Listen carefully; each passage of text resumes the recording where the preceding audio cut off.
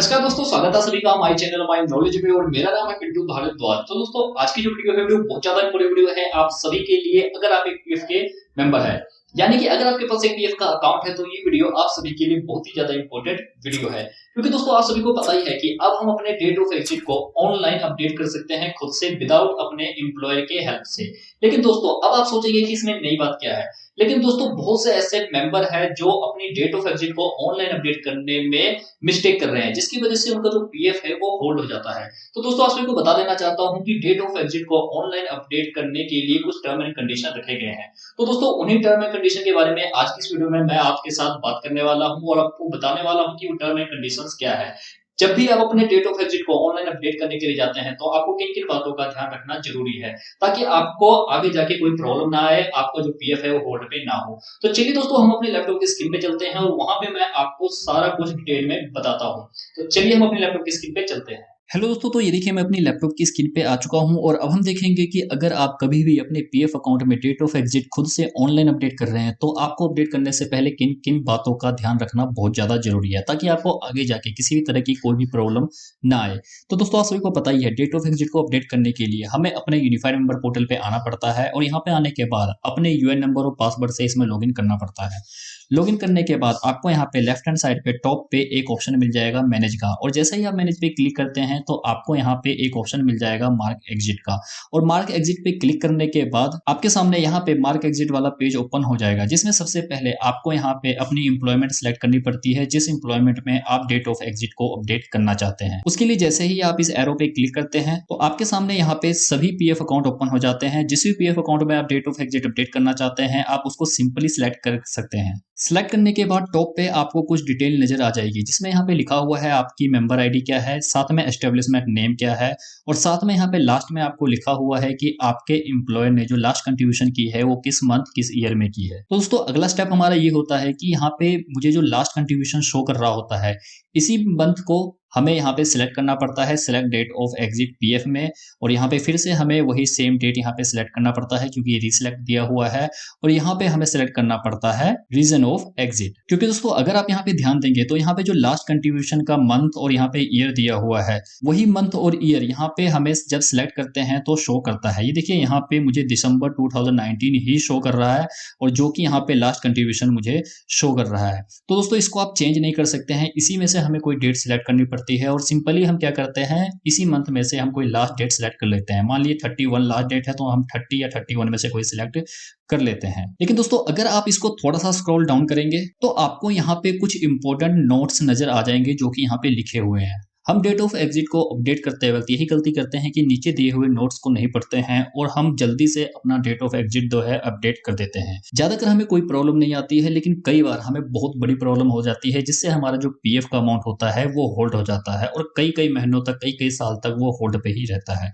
तो आज की इस वीडियो में मैं आपको इन्हीं पॉइंट्स के बारे में बताने वाला हूँ कि आप इन पॉइंट्स का जरूर ध्यान रखें जब आप अपने पीएफ अकाउंट में डेट ऑफ एग्जिट को अपडेट कर रहे हैं। तो दोस्तों, यहाँ पे सबसे पहला पॉइंट अगर आप देखेंगे तो इसका सिंपल सा मतलब ये है कि ये आपको सिर्फ इतना कह रहा है कि जब भी आप अपने डेट ऑफ एग्जिट को वहां पे अपडेट कर रहे हैं, तो आपकी जो भी डेट ऑफ एग्जिट अपडेट करेंगे वो आपके एम्प्लॉयर को शो होगा। और अगर आप अभी भी वर्किंग में है, यानी कि सेम एम्प्लॉयमेंट में जॉब कर रहे हैं, और आप अपनी डेट ऑफ एग्जिट को वहां अपडेट कर देते हैं, तो ये आपके एम्प्लॉयर को शो किया जाएगा।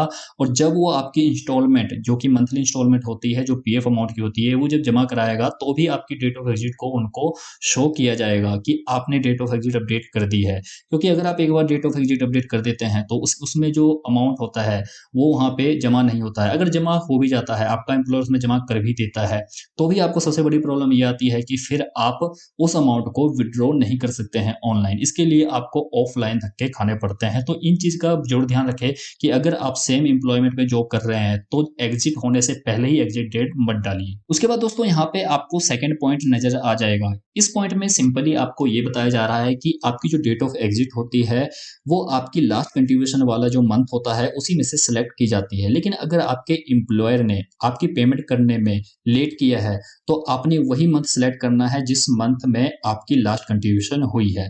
लेकिन आपको यहाँ पे पोर्टल पे ऑनलाइन वो मंथ शो नहीं करेगा अगर वहां पे लेट पेमेंट की गई है आपके एम्प्लॉयर द्वारा।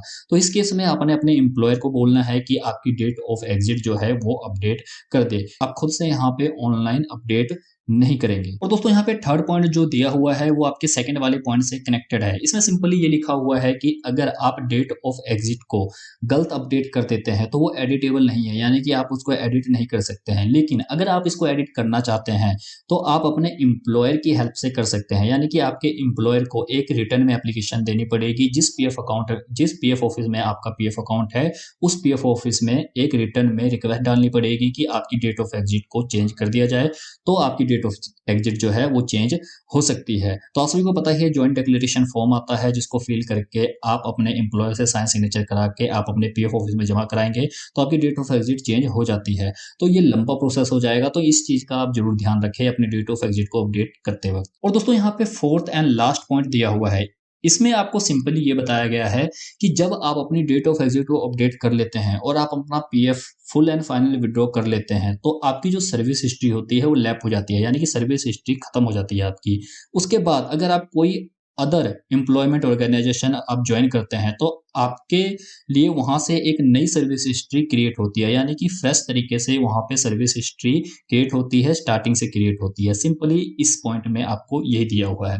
तो दोस्तों जब भी आप अपने डेट ऑफ एग्जिट को ऑनलाइन अपडेट कर रहे हैं तो इन चीजों का आप जरूर ध्यान रखें। खासकर यहाँ पे जो सेकंड पॉइंट है इसको आप जरूर ध्यान रखें कि आपकी जो कंट्रीब्यूशन है वो आपको यहाँ पे जो लास्ट मंथ शो कर रहा है, आपके पोर्टल पे जो शो कर रहा है, क्या वो सही है या नहीं। कई बार ऐसा होता है कि यहाँ पे मान लीजिए कि यहाँ पे दिसंबर शो कर रहा है लेकिन हमने जो जॉब की है जनवरी फरवरी तक की है, तो जो कंट्रीब्यूशन है वो हमारा एम्प्लॉयर सबमिट नहीं कराता है, जमा नहीं कराता है ईपीएफओ ऑफिस में, जिसकी वजह से यहाँ पे दिसंबर का शो कर रहा होता है।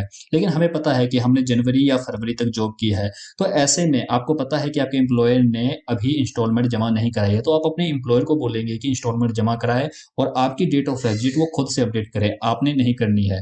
नहीं तो क्या होगा कि आप जब भी अपने पीएफ को ऑनलाइन अप्लाई करेंगे तो आपका पीएफ कई बार रिजेक्ट हो जाता है, ये बोल के कि आपकी जो डेट ऑफ एग्जिट है वो गलत है, क्योंकि वहाँ पे पासबुक में जो एंट्री होती है वो आपकी ज़्यादा की होती है और आपकी डेट ऑफ एग्जिट जो होती है वो पहले की डली होती है। तो इन चीज़ों का आप बहुत ज़्यादा ध्यान रखें।